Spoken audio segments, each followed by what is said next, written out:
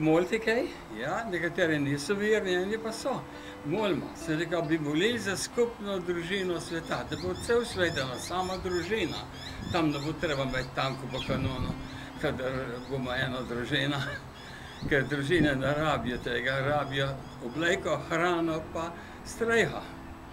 In tako sem tudi se napisal eno misel, zapisal molitev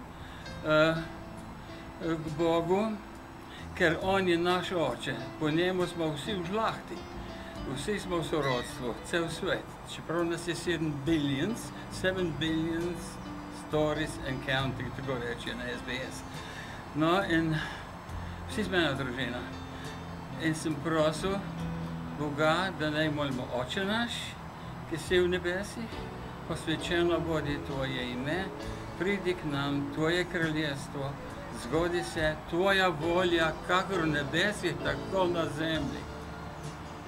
In to mislim, da bi on z njim, z Božjim sodelovanjem, da bi mi sodelovali z Bogom, je vse mogoče. Pri Bogu je vse mogoče.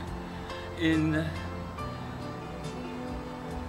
če bomo res sodelovali in se vsak dan spomnili na to, da smo vsi v žlahti, cel svet, ni važno, kakšne vere, kakšno prepričanje imamo, vsi smo ena družina.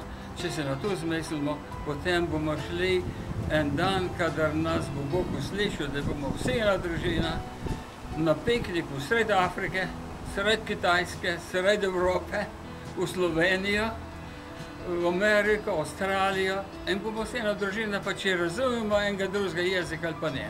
V angleščini je pravzaprav angleščina, je pač svetovni jezik, v tistem večina ljudi govori, če pa kjer pa ne zna, je pa tudi ni važno. Ena družina z drugo bomo šli na piknik s košarco, ne s tankom, pa z bombom, pa s podmornicami in tako naprej. In tu jaz molim, da bi bila Združene družine sveta, organizacija Združene družine sveta v kraljestvu Božje ljubezni. To bi bilo mogoče.